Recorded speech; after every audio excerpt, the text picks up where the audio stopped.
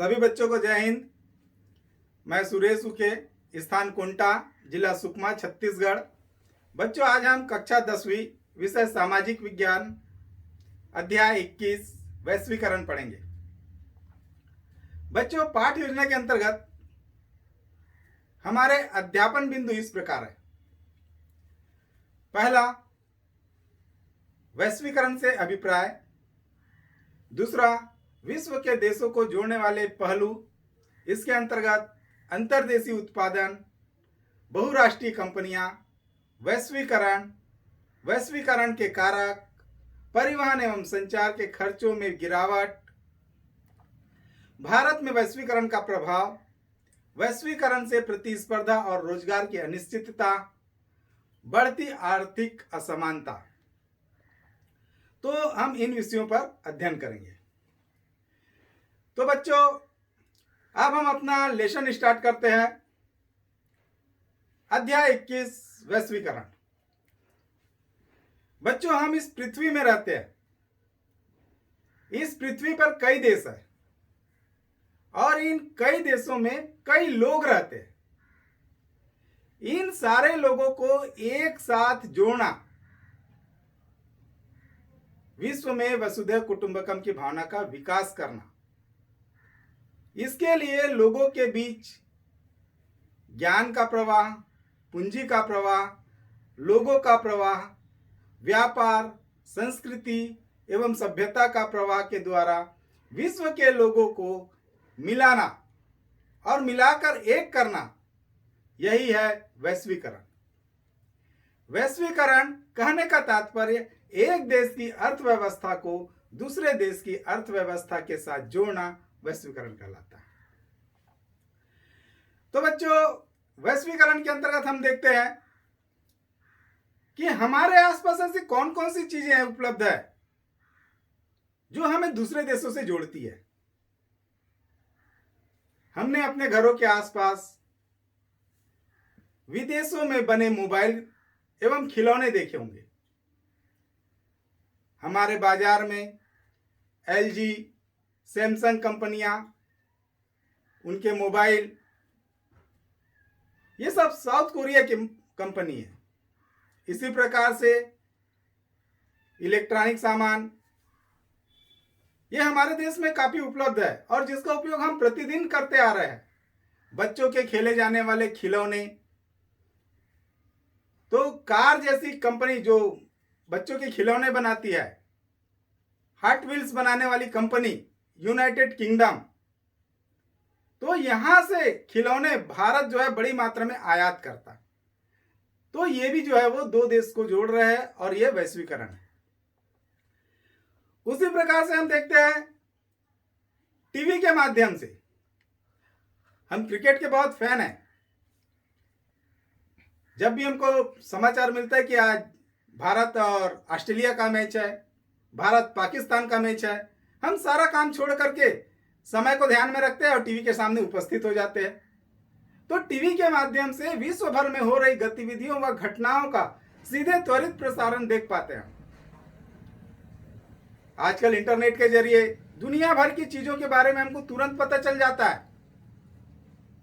हमारे खान पान के कुछ दूसरे देशों के व्यंजन का समावेश होना लग गया है हमारे खान पान में। आज के समय में हम देखते हैं हमारे जो बच्चे हैं वो पिज्जा, बर्गर, नूडल्स, चाउमीन के फैन हैं। और इन सारी चीजों को बच्चे जो है कहां से देखते हैं? तो बच्चे जो है इन सारी चीजों को अपने घर में बैठ करके टीवी के माध्यम से देखते हैं। बहुत से देशों के मरीज, हमारे भारत में इलाज सस्ता है, तो बहुत से देशों के मरीज इलाज कराने के लिए हमारे भारत देश में आते हैं, क्योंकि अन्य देशों की तुलना में हमारे यहाँ तुलनात्मक रूप से बेहतर इलाज है और इलाज जो है वो कैसा सस्ता है। इसी प्रकार अपन देखते हैं कि विद्यार्थी अपनी पढ़ाई के सिलसिले में दूसरे देशों की शिक्षा संस्थानों में या विश्वविद्यालयों में अध्ययन हेतु आना जाना करते हैं। एक अनुमान के मुताबिक भारत से प्रति वर्ष विदेश जाने वाले विद्यार्थियों की संख्या 2.5 से 3 लाख बताई जाती है। अब सबसे इंपॉर्टेंट चीज बच्चों हमारे लिए हमारे बस्तर से संबंधित है। मैं आपको बताना चाहूंगा कि हमारा बस्तर जो है विश्व प्रसिद्ध है, और यह हमारे जो बस्तर क्षेत्र है वो विश्व को जोड़ता है। लोग पर्यटन के सिलसिले में विभिन्न देशों की यात्राएं करते हैं, और हम सबको ही जानते हैं कि हमारे बस्तर का चित्रकूट और तीरथगढ़ जलप्रपात इतना रमणीय है कि यहां अक्सर विदेशी पर्यटकों का आना जाना लगे रहता है। कुटुमसर की गुफा, कवर्धा का भोरम देव मंदिर, ये ऐसे दर्शनीय स्थल है जहां पर हमेशा लोगों का आना जाना लगे रहता है। इसी प्रकार से हमारे देश के लोग पर्यटन के सिलसिले में इंडोनेशिया जाते हैं, मलाया जाते हैं, थाईलैंड जाते हैं और विदेशों की यात्राएं करते हैं। विगत कुछ वर्षों में लोगों में अंग्रेजी भाषा सीखने की इच्छा काफी बढ़ गई है, क्योंकि वर्तमान समय में हम देख रहे हैं कि वैश्वीकरण होने के परिणाम स्वरूप ज्यादातर नौकरियां जो है अंग्रेजी जिनकी पकड़ होती है उनके लिए ज्यादा आधार प्रदान करते हैं। तो वही चीज है, क्योंकि नौकरियां ज्यादातर ऐसी होती है जिनके प्राप्त करने के लिए अंग्रेजी भाषा पर पकड़ होना आवश्यक है। अतः लोग सोचते हैं कि वे अंग्रेजी भाषा सीख लेंगे तो उन्हें नौकरी आसानी से हासिल हो जाएगी। इसके अलावा हमने विदेशी संगीत भी सुना। हमारे बच्चे जो है आजकल पॉप म्यूजिक के बहुत फैन हैं। वो अधिकतर जो है विदेशी सॉन्ग पसंद करते हैं, विदेशी फिल्में देखते हैं। तो अभी तक जितना उदाहरण हम लोगों ने देखा, ये सारे उदाहरण जो है वो लोगों के बीच अंतर संबंध है, विश्व के लोगों के साथ हमारा संबंध को स्थापित करता है। पिछले कुछ दशकों में इस तरह की अंतर संबंध में तेजी से बढ़ोतरी हुई है। विश्व के देशों के बीच में दूरियां कम हुई हैं और उनके मध्य में जो है अंतर संबंध बढ़ा है। लोगों को वस्तुओं व सेवाओं के रूप में दूसरे देशों से चीजें उपलब्ध हो जा रही है। अपनी आवश्यकताओं के लिए लोगों का विश्व के स्तर पर आवागमन हो रहा है, सांस्कृतिक आदान प्रदान हो रहा है, सांस्कृतिक रूप से एक देश दूसरे देश से जुड़ने लगे हुए हैं। अब हम देखेंगे बच्चों ऐसे कौन कौन सी चीजें हैं जो विश्व को जोड़ने वाले पहलू है। तो सबसे पहला चीज अपन यहां पर देखेंगे अंतर्देशीय उत्पादन। तो आज से कुछ दशक पूर्व हमने अपनी आवश्यकता की वस्तुओं की पूर्ति के लिए ज्यादातर देसी उत्पादकों पर ही निर्भर रहना पसंद किया है। इन उत्पादों के भी सीमित विकल्प है। आज ऐसी स्थिति हमारी नहीं है कि हम आज बाजारों से विदेशी वस्तुओं की बहुतायत हमको दिखाई दे, क्योंकि हमारे पास साथ ही साथ कई विकल्प भी मौजूद हो गए।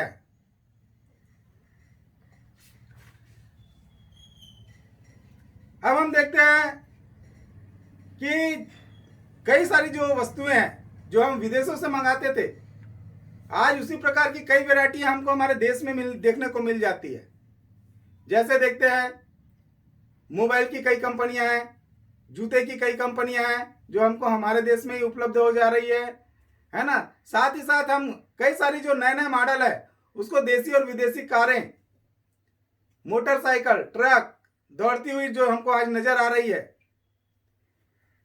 शहरों में ऐसी दुकानों और मालों का चलन भी बढ़ गया है। आजकल लोग जो है छोटे छोटे दुकानों में जाना पसंद नहीं करते, वो मॉल में जाकर के सामान खरीदना पसंद करते हैं, जो इन नई वैरायटियों के उत्पाद से भरे होते हैं। और वहां पर कई क्वालिटी के सामान मिलते हैं। जूते की कई क्वालिटी मिलेगी, कमीज के कई क्वालिटी मिलेंगे, कैमरे के कई क्वालिटी मिलेंगे, इलेक्ट्रॉनिक सामानों के कई क्वालिटी मिलेंगे। इस प्रकार से मालों का चलन बढ़ा हुआ है और जो इन उत्पादों से भरे पड़े हैं। इन सबके पीछे अंतर्देशीय उत्पादन की परिघटना का हाथ है। वस्तुओं का अंतर्देशीय उत्पादन हो रहा है। उत्पादन की प्रक्रिया अनेक देशों में विभाजित है तथा उनकी उत्पादन वस्तुओं की विश्व स्तर पर बिक्री भी हो रही है। अब हम अंतर्देशीय उत्पादन के कुछ उदाहरण पर चर्चा करते हैं। तो 1960 के दशक में और उसके बाद एक कार के रूप में फोर्ड एस्कॉर्ट यूके और जर्मनी में जोड़कर तैयार की जाती थी, मगर उसके जो पुर्जे है वो America, Canada, France, Spain Italy, Switzerland, Austria, Denmark, Belgium और यहां तक कि जापान सहित दर्जन भर से अधिक देशों में बनाए जाते थे।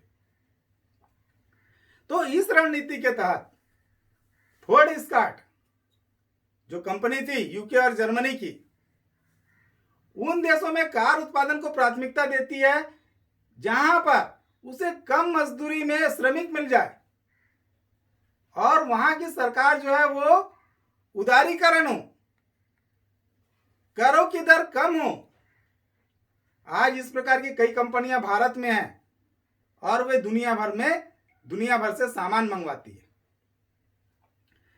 अब एक उदाहरण और देखते हैं बच्चों हम। 2 महिलाएं बेंगलुरु में एक साथ एक कंपनी के एक कॉल सेंटर में काम कर रही है और ये एक ऐसी कंपनी है जो विश्व की कुछ बड़ी कंपनियों जैसे general electric, del computer, America online और ब्रिटिश एयरवेज द्वारा प्रदत्त 800 कस्टमर केयर नंबरों पर ग्राहक सेवा उपलब्ध कराते हैं। लोग 800 कस्टमर केयर नंबर पर ग्राहक सेवा उपलब्ध कराते हैं। लोग भारत की ये कंपनियां बड़ी कंपनियों के लिए कम लागत पर आउटसोर्सिंग के रूप में काम करती है। जब कोई कंपनी अपने उत्पाद या सेवाएं किसी बाहरी स्रोत के जरिए उपलब्ध कराती है तो उस प्रक्रिया को हम आउटसोर्सिंग कहते हैं। तो स्थानीय कंपनी इन कॉल सेंटरों पर काम करने के लिए जो महिलाएं होती है, अंग्रेजी जानने वाली महिलाएं होती है, उनको अमेरिकन अंग्रेजी भाषा का प्रशिक्षण देती है, उनको अंग्रेजी फिल्में दिखाती है और उन्हें अमेरिकन लोगों के समान बातचीत व्यवहार का तरीका सिखाया जाता है। इससे ग्राहकों को महसूस ही नहीं होता कि वे दूसरे देश के एजेंट लोगों से बात कर रहे हैं, बल्कि उन्हें ऐसा लगता है कि ये सेवाएं उनको अपने ही देश से संबंधित कंपनी के द्वारा प्रदान की जा रही है।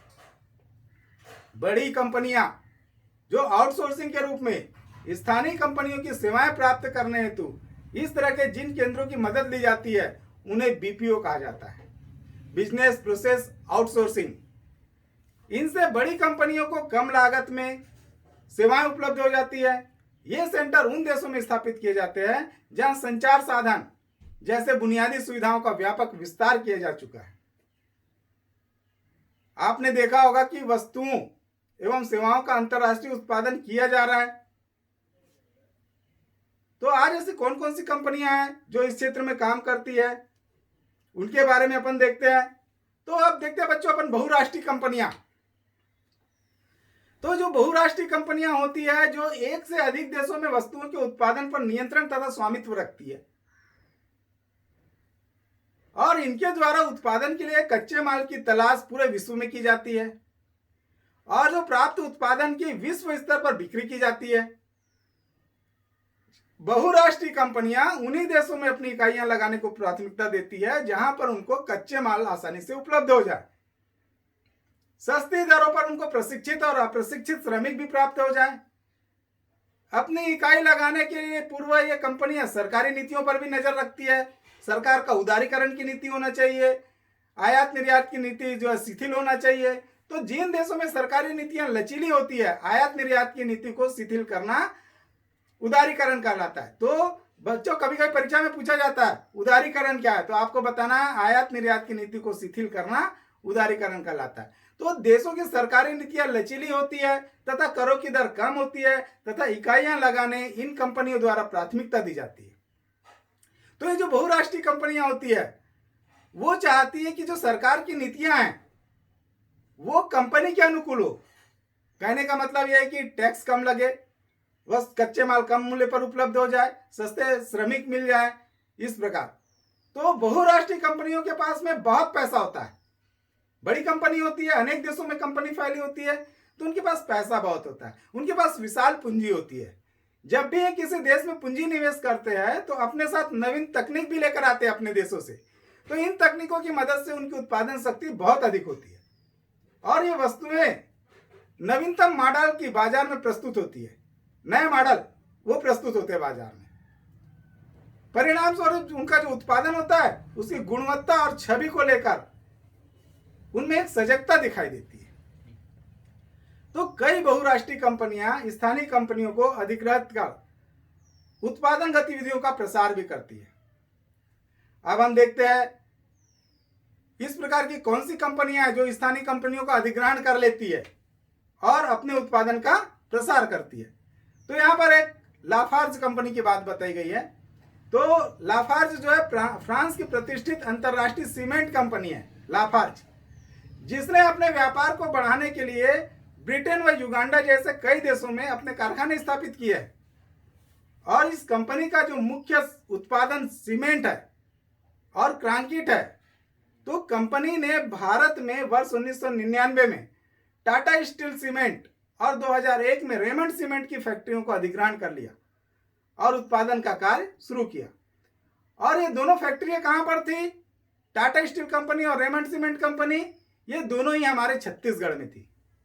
तो यहाँ इस उद्योग के लिए कच्चा माल, खनिज पदार्थ एवं सस्ती मजदूरी उपलब्ध थी। साथ ही भारत में व्यापक बाजार भी था। जनसंख्या अधिक होने के कारण बाजार बड़ा था। मजदूरी जो है वो सस्ते मूल्य पर श्रमिक मिल जाते थे। कुछ देशों में बहुराष्ट्रीय कंपनियां छोटे छोटे उत्पादकों की मदद भी लेती थी। जैसे कपड़े, गांव गांव में जो सिलाई मशीन करने वाले कारीगर वो लोग रहते ना, कारीगर, टेलर लोग, हाँ, उनको ठेका दे दिया जाता था। तो बड़े बड़े जो बहुराष्ट्रीय कंपनियां होती थी वो छोटे छोटे उत्पादकों की मदद लेती थी, है ना। जैसे टेलर लोग को कपड़े का ऑर्डर दे देते थे, जूते, है ना, जूते जो बनाते थे छोटे छोटे, उनको जूते बनाने का काम दे दिया जाता था।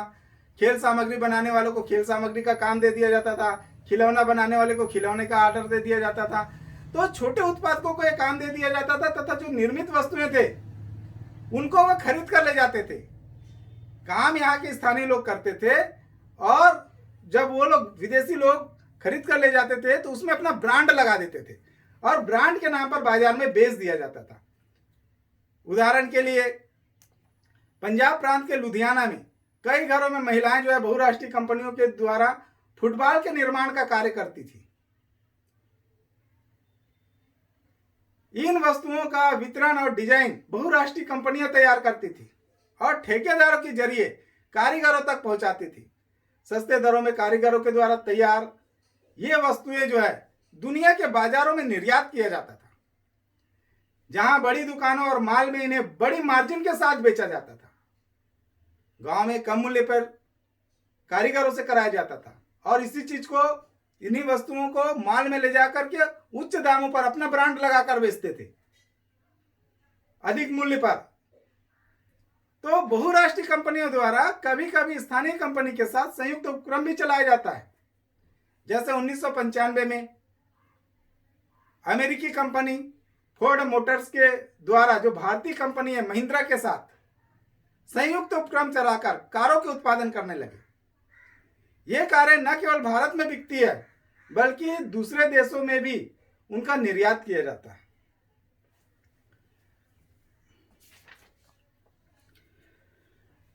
तो बच्चों, ये जो बहुराष्ट्रीय कंपनियां होती है इनकी कार्य प्रणाली इतनी विस्तृत होती है कि उनकी जो उत्पादन क्षमता है वो लगातार बढ़ती जाती है और वो प्रतिस्पर्धा में आगे रहते हैं। छोटी कंपनियों या उत्पादक उनका अधिग्रहण हो जाता है और जो उत्पादन की प्रक्रिया है वो केंद्रीकृत होने लगती है। जो बड़े बहुराष्ट्रीय कंपनियों के निर्माता है, उत्पादक है, उनके हाथ में शक्ति चली जाती है और जो छोटे उत्पादक है वो, उनका बिजनेस ठप हो जाता है और वो, उनका व्यवसाय जो है वो कमजोर पड़ जाता है, वो उद्योग को बंद कर देते हैं, उनका आर्थिक स्थिति कमजोर हो जाता है। अब हम देखेंगे वैश्वीकरण।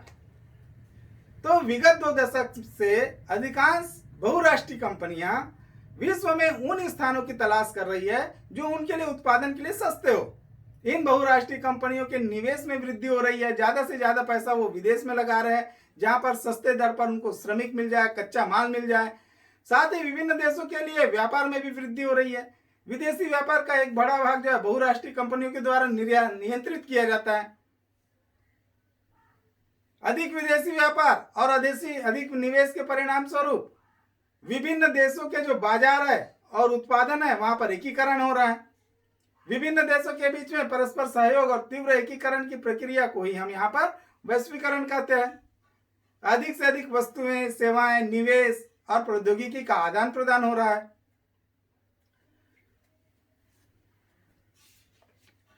तो अब देखेंगे बच्चों अपन वैश्वीकरण के कारक। तो वैश्वीकरण के कारक में प्रौद्योगिकी, टेक्नोलॉजी, कम्युनिकेशन। तो वैश्वीकरण की प्रक्रिया को तीव्र करने में सूचना एवं संचार प्रौद्योगिकी के विकास का महत्वपूर्ण भूमिका है। आज के युग में हम देखते हैं कंप्यूटर नेटवर्क, हमारा सारा काम जो है कंप्यूटर नेटवर्क के माध्यम से संचालित होता है। आज हम बगैर मोबाइल के नौकरी नहीं कर सकते, आज ये परिस्थिति हो गई है। तो आज के युग में computer network, mobile, email, e commerce, WhatsApp की सुविधाएं हमारे जीवन का एक प्रमुख अंग बन गई है। संचार उपग्रहों के विकास ने इस सूचना तंत्र को काफी आसान बना दिया है। बेंगलुरु के एक कॉल सेंटर का उदाहरण ले लिया गया है। वह काम इतनी तकनीकी के साथ संभव हो पाता है। अनेकों कंपनियां इसी तंत्र का लाभ उठा करके अपना कारोबार फैला रही है। उन्हें उत्पादन से संबंधित त्वरित सूचनाएं उपलब्ध हो जाती है, जिनका विश्लेषण करना, उनके सुधार के आधार पर निर्णय लेना काफी आसान हो जाता है। उत्पादन की पूरी प्रक्रिया को एक ही स्थान पर नियंत्रित किया जा सकता है। कंप्यूटर के माध्यम से कई सारे कार्य जो है एक स्थान पर हो जाते हैं। बैंकों की कार्य प्रणाली को देखते हैं, उसमें कई तरह के बदलाव आए हैं। आज हम आरटीजीएस और नेफ्ट के माध्यम से रुपयों का लेन देन आसानी से एक बैंक से दूसरे बैंक में कर सकते हैं, एक स्थान से दूसरे स्थान में कर सकते हैं। तो इस प्रकार की सुविधाएं हमको उपलब्ध हो गई है टेक्नोलॉजी उसके माध्यम से। अब परिवहन के साधनों का अत्यधिक विकास हुआ है। वैश्वीकरण का प्रमुख कारण है आज विदेशों में माल भेजने हेतु बंदरगाहों पर बड़े बड़े कंटेनरों से वस्तुएं पैक कर दी जाती है। ये कंटेनर समान आकार के बने होते हैं, समान आकार के बने होंगे तथा इनके द्वारा माल का जहाजों पर लादना और उतारना आसान है।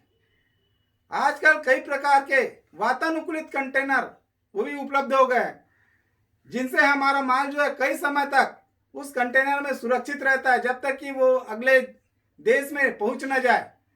तो पूरे देश में लगभग 360 मिलियन कंटेनर डिब्बे माल परिवहन हेतु इधर से उधर पहुंचाए जा रहे हैं। विश्व व्यापार का लगभग 90% हिस्सा कंटेनरों के द्वारा लाया जाता है। पिछले 60 वर्षों में माल को समुद्री मार्ग से लाया जाना और भी सस्ता हो गया है।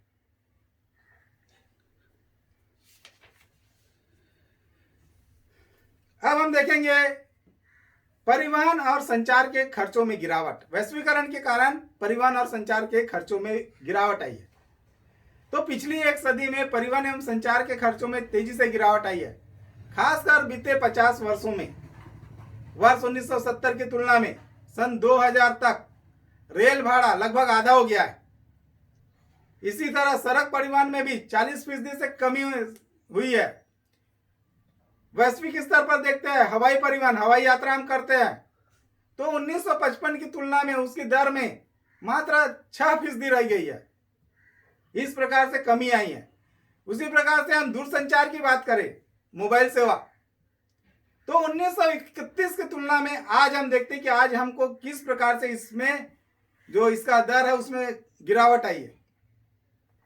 तो 1931 में जहां लंदन से न्यूयॉर्क में 3 मिनट बात करने के लिए $3000 खर्च करने पड़ते थे, मात्र 3 मिनट बात करने के लिए $3000 खर्च करने पड़ते थे, जबकि आज 3 मिनट बात करने के लिए चंद सिक्के ही काफी है। तो इस प्रकार से वैश्वीकरण के कारण आज जो है हमारा अर्थ जो है वो बचने लग गया है, बचत में विकास हो गया है। अब हम देखेंगे बच्चों, आयात पर लगाने जाने वाला कर व्यापार के मार्ग में एक अवरोधक है,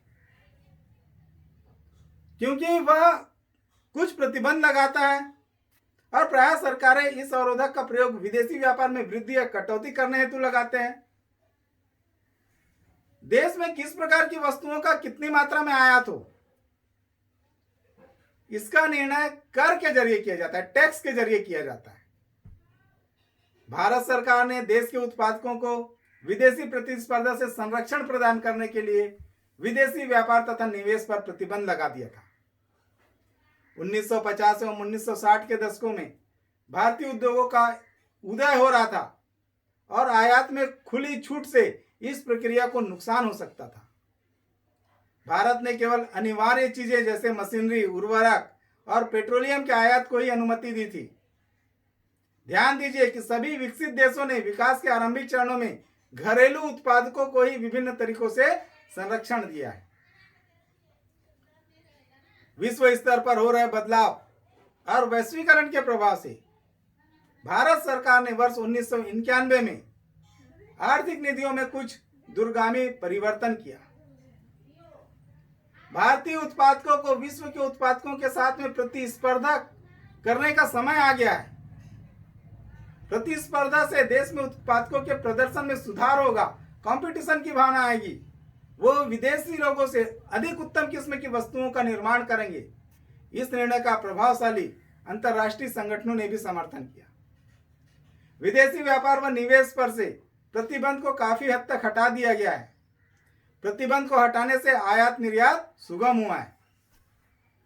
कई क्षेत्रों में विदेशी कंपनियों को न केवल निवेश की अनुमति मिली बल्कि उन्हें कई तरह के प्रोत्साहन भी मिले। परिणाम स्वरूप अब विदेशी कंपनियां भी भारत में अपने कार्यालय व उत्पादन की इकाइयां स्थापित कर सकती थी। परिणाम स्वरूप अब अवरोधों व प्रतिबंधों को हटाने की प्रक्रिया उदारीकरण के नाम से जानी जाती है। आयात निर्यात की नीति में ढील देना, अवरोधों व प्रतिबंध को हटाने की प्रक्रिया उदारीकरण के नाम से जानी जाती है। बच्चों, कभी कभी परीक्षा में आता है वैश्वीकरण क्या है, उदारीकरण क्या है, तो इन प्रश्नों को विशेष रूप से ध्यान दीजिएगा। तो सरकार पहले की तुलना में कम नियंत्रण करती है, उत्पादकों को मुक्त रूप से निर्णय लेने की अनुमति मिलती है। अब हम देखेंगे बच्चों भारत में वैश्वीकरण का प्रभाव। तो वैश्वीकरण का भारतीय समाज के विभिन्न वर्गों पर समान रूप से प्रभाव नहीं पड़ता। अमीर गरीब दोनों पर इसका समान रूप से प्रभाव नहीं पड़ता। वैश्वीकरण से उत्पादकों स्थानीय एवं विदेशी दोनों के बीच में बढ़ती हुई प्रतिस्पर्धा से विशेषकर जो शहरी क्षेत्र में धनी वर्ग के उपभोक्ताओं को लाभ होता है। उपभोक्ताओं के समक्ष वस्तुओं के कई विकल्प होते हैं और वे अब अनेक उत्पादों की उत्कृष्टता, गुणवत्ता और कम कीमत से लाभान्वित होते हैं। जो वस्तुएं अच्छी रहती है और कम कीमत पर मिलती है तो शहरों में कई दुकानें होती है, वो घूम घूम करके उस वस्तु को पसंद करके छांट करके ले सकते हैं। परिणामतः ये लोग पहले की तुलना में आज अपेक्षाकृत उच्चतम जीवन स्तर का आनंद ले रहे हैं शहरीकरण के लोग। वहीं अनेक भारतीय बड़ी कंपनियां जो बड़ी प्रतिस्पर्धा से लाभान्वित हुई है, इन कंपनियों ने नवीन प्रौद्योगिकी और उत्पादन प्रणाली में निवेश किया, अपने उत्पादन मानकों को ऊंचा बनाया। कुछ ने विदेशी कंपनियों के साथ सफलतापूर्वक सहयोग करके लाभ भी अर्जित किया है। वैश्वीकरण ने कुछ बड़ी बड़ी कंपनियों को बहुराष्ट्रीय कंपनियों के रूप में उभरने के योग्य भी बनाया है, जो विश्व स्तर पर अपने क्रियाकलापों का प्रसार कर रही है। वैश्वीकरण ने सेवा प्रदाता कंपनियों, विशेषकर सूचना और संचार प्रौद्योगिकी वाली जो कंपनियां हैं, उनको नए अवसरों का सृजन करने का मौका दिया है। वैश्वीकरण ने बड़ी संख्या में छोटे उत्पादकों और श्रमिकों के लिए चुनौती खड़ी कर दी है। बैटरी, प्लास्टिक, खिलौने, टायरों, डेयरी उत्पादकों तथा खाद्य तेल के जो उद्योग है, कुछ ऐसे उदाहरण हैं जहां प्रतिस्पर्धा के कारण जो छोटे विनियोजन करता है, छोटे उद्योगपति है, छोटे दुकानदार है, उनको कंपटीशन में काफी नुकसान हुआ है। कई इकाइयां बंद हो गई है, जिसके चलते अनेक श्रमिक जो है बेरोजगार हो गए हैं। अब हम देखेंगे बच्चों प्रतिस्पर्धा और रोजगार की अनिश्चितता। तो जब वस्तुओं की मांग बढ़ती है तो उत्पादक अधिक से अधिक वस्तुओं का निर्माण करना चाहता है, उसको अधिक से अधिक लाभ होता है और वो अधिक से अधिक श्रमिकों की भर्ती करता है। लेकिन जब वस्तुओं की मांग घट जाती है, उत्पादक को लाभ कम होने लगता है, उद्योगपति को लाभ कम होने लगता है, तो वो श्रमिकों की छटाई कर देता है।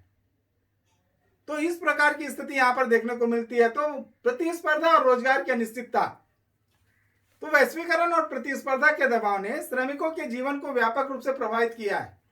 बढ़ती इस प्रतिस्पर्धा के कारण अधिकांश उद्योगपति इन दिनों श्रमिकों को रोजगार देने में लचीलापन पसंद करते हैं।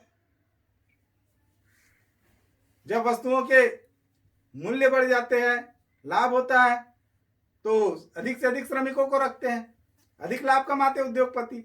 लेकिन जब वस्तुओं का मूल्य घट जाता है, लोग वस्तुएं खरीदते नहीं हैं, तो मजदूरों की छटाई कर देते हैं। तो श्रमिकों का रोजगार अब सुनिश्चित नहीं है। अमेरिका और यूरोप में वस्त्र उद्योग की बड़ी बहुराष्ट्रीय कंपनियां भारतीय निर्यातकों को वस्तुओं की आपूर्ति के लिए ऑर्डर देती है। विश्वव्यापी नेटवर्क से युक्त जो बड़ी बहुराष्ट्रीय कंपनियां हैं, लाभ को अधिकतम करने के लिए सबसे सस्ती वस्तुएं खोजती है। तो बड़े ऑर्डरों को प्राप्त करने के लिए भारतीय वस्त्र निर्यातक अपनी लागत कम करने की कोशिश करते हैं, क्योंकि कच्चे माल पर लागत में कटौती नहीं होने से उद्योगपति जो है उनको काम नहीं देंगे। इसलिए उद्योगपति श्रम लागत में कटौती करने की कोशिश करते हैं। जहां पहले कारखाने श्रमिकों को स्थायी आधार पर रोजगार देते थे, वहीं वे जो है अस्थायी रोजगार देते हैं। अब यहां पर एक उदाहरण बताया गया है। 35 वर्षीय सुशीला ने वस्त्र निर्यातक उद्योग में एक श्रमिक के रूप में कई वर्षों तक काम किया। उस समय वो वहां एक स्थायी श्रमिक के रूप में नियुक्त थी, और जब वो नियुक्त थी तो उसको स्वास्थ्य बीमा मिलता था, भविष्य निधि मिलती थी, और अगर वो अतिरिक्त काम करती थी उद्योग में तो उसको दुगुने मजदूरी के रूप में उसका अतिरिक्त परिश्रम का भी हकदार थी। जब 1990 के दशक के अंतिम वर्षों में सुशीला की फैक्ट्री बंद हो गई, तो वह 6 माह तक रोजगार की तलाश में इधर उधर भटकने लगी, और अंततः उसे अपने घर से 30 किलोमीटर दूर में रोजगार मिला। कई वर्षों तक इस फैक्ट्री में काम करने के बावजूद वह एक अस्थायी श्रमिक है, और वह पहले की तुलना में आधे से भी कम तनख्वाह पाती है। वो सप्ताह में 7 दिन सुबह 7:30 बजे उठती है, सुबह 7:30 बजे घर से निकलती है, और रात को 10 बजे घर वापस आती है। एक दिन काम नहीं करेगी, उसका मतलब यह है कि उस दिन की मजदूरी उसको नहीं मिलेगी। तो इस प्रकार से हम देखते हैं कि उनकी जो नौकरी है वो कैसे हो गई, अस्थिर हो गई, और वेतन भी उसका कैसा हो गया, कम हो गया। अब देखेंगे बच्चों हम पर्यावरण पर प्रभाव, वैश्वीकरण का पर्यावरण पर क्या प्रभाव पड़ा। तो वैश्वीकरण के कुछ दशकों में इस परिघटना से कई क्षेत्रों में बड़े ही लाभ हुआ है, लेकिन इसने कई चिंताएं भी बढ़ा दी है। तेज गति से वैश्वीकरण के परिणाम स्वरूप उपभोक्तावाद बढ़ा है, लेकिन पर्यावरण के लिहाज से कई सवाल खड़े हुए। पर्यावरण प्रदूषित हुआ है, बड़े बड़े उद्योग स्थापित हो गए। विश्व स्वास्थ्य संगठन उसने अध्ययन किया पर्यावरण के बारे में, तो उनके मुताबिक, विश्व स्वास्थ्य संगठन के अध्ययन के मुताबिक, दिल्ली दुनिया के प्रदूषित शहरों में से एक है। उसने अपने अध्ययन में पाया कि दिल्ली की हवा में PM 2.1 नामक जो कण है उसका स्तर 122 माइक्रोग्राम प्रति घन मीटर है। इसका सामान्य स्तर 10 माइक्रोग्राम प्रति घन मीटर से अधिक नहीं होना चाहिए। तो इस प्रकार 208 में केंद्रीय प्रदूषण नियंत्रण बोर्ड ने अपने अध्ययन में पाया कि दिल्ली में स्कूल जाने वाले 40% बच्चों के फेफड़े प्रदूषण के कारण क्षतिग्रस्त है। जिसको ठीक नहीं किया जा सकता। तो इन समस्याओं की डोर सड़कों पर चलने वाले जो परिवहन है उससे जुड़े हुए हैं।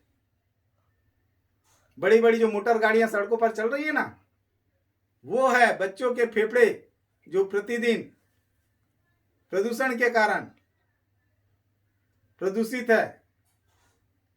तो यहां पर बच्चों, वैश्वीकरण के इस दौर में भारत ने जिन क्षेत्रों में तेजी से बढ़त की, उनमें से एक वाहनों का बाजार है, जिसमें प्रतिदिन बहुत बड़ी मात्रा में पेट्रोल डीजल जलकर इस पर्यावरण में प्रदूषित हो रहा है। हम उसको सांस लेने के माध्यम से अपने शरीर में डाल रहे हैं और हमारे सांस लेने की प्रक्रिया, फेफड़ा कमजोर होता जा रहा है। तो वही चीज बच्चों, मारुति उद्योग द्वारा भारत में उद्योग शुरू करने के बाद 1988 तक कुल उत्पादन सिर्फ 1,78,000 नगी था। एक दशक के बाद 1999 में उत्पादन बढ़कर 5,33,000 नग हो गया। 2000 के बाद के शुरुआती सालों में ऑटोमोबाइल उद्योगों में निवेशी उनको अनुमति दी गई, विदेशी निवेशियों को। वर्ष 2004 में सिर्फ कारों का उत्पादन करीब करीब फिर से दोगुना हो गया। तब से लेकर उत्पादन ने ऊंची छलांग लगाना शुरू कर दिया है। एक आंकड़े के मुताबिक अकेले दिल्ली में ही प्रतिदिन 1400 के हिसाब से वाहन बढ़ रहा है। प्रतिदिन 1400 हिसाब के से वाहन बढ़ रहा है। उत्पादन और वृद्धि के लिहाज से हम देखते हैं तो हमको काफी सुखद महसूस होता है कि हर व्यक्ति के पास में कार है, परंतु जीवन स्तर पर होने वाले इसके असर को हम देखें तो इसकी तस्वीर काफी दुखद लगती है। क्योंकि वाहनों के लिए सड़क चाहिए, सड़क के लिए जमीन चाहिए। जंगल कंक्रीट के सड़क में तब्दील हो गए हैं, पेड़ कट रहे हैं, जमीन में वर्षा जल अवशोषित करने की क्षमता कमजोर होने से जल संकट गहरा रहा है और इसका प्रभाव जो है सभी पर पड़ रहा है। तो इस प्रकार से बच्चों पर्यावरण प्रदूषित हुआ है। अब हम पढ़ेंगे बच्चों न्याय संगत वैश्वीकरण।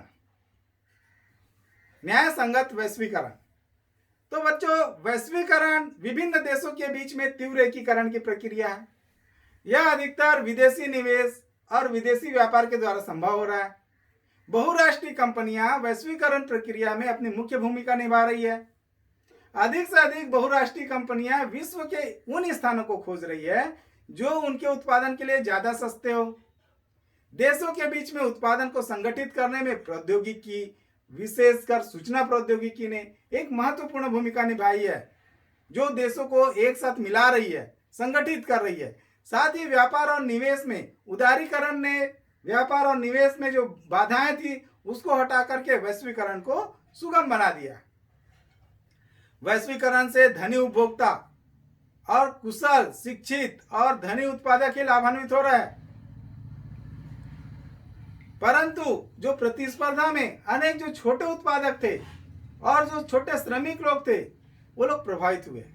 समाज में असमानता बढ़ रही है, अमीर और अमीर होता जा रहा है और गरीब और अधिक गरीब होता जा रहा है। जो अमीर लोग हैं उनके पास संपत्ति का केंद्रीकरण हो रहा है, पर्यावरण में लगातार क्षति पहुंच रही है और जिसका असर व्यापक रूप से सभी पर पड़ रहा है। वैश्वीकरण एक सच्चाई है, तो वैश्वीकरण का और अधिक न्याय संगत हम कैसे बना सकते हैं? न्याय संगत वैश्वीकरण सभी के लिए अवसर प्रदान करेगा। न्यायकरण, वैश्वीकरण, न्याय संगत सभी के लिए अवसर प्रदान करेगा। यह सुनिश्चित भी करेगा कि वैश्वीकरण का जो लाभ है वो सबके लिए बेहतर हिस्सेदारी के रूप में होना चाहिए और जो विकास है वो टिकाऊ होना है, लंबे समय तक चलने वाला विकास होना है, उसमें बराबरी होनी चाहिए। यह तभी संभव है जब इस प्रक्रिया में सरकार, जन संगठन और आम लोग सक्रिय रूप से भागीदारी होंगे, तभी हमारा न्याय संगत वैश्वीकरण संभव है। तो बच्चों इस प्रकार आज की हमारी यह क्लास यहाँ पर समाप्त होती है। मैं उम्मीद करता हूँ आपको मेरी यह क्लास पसंद आई होगी। इसे ज़्यादा से ज़्यादा लाइक करें, शेयर करें और सब्सक्राइब करें। धन्यवाद। जय हिंद।